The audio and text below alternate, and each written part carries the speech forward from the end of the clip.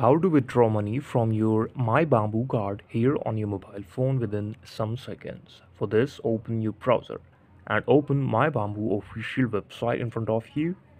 From this menu, you will see a lot of things here, but what you have to do is click on the download application. You can use it on your PC or on your mobile phone also.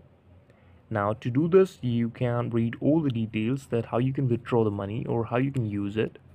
To withdraw the money, there is only one option, that is simply log into your account, and then you have to click on the transfer money option from your account.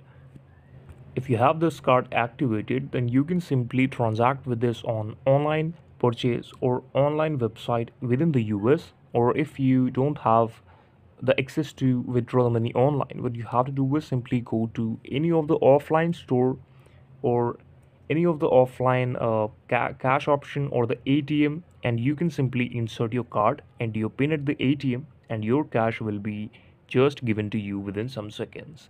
So the basic way is, this is like all other cards, that you should go to the ATM for offline, and you should go to any of store to pay is directly to the store or their account online. Thank you so much for watching this video. Please subscribe to the channel.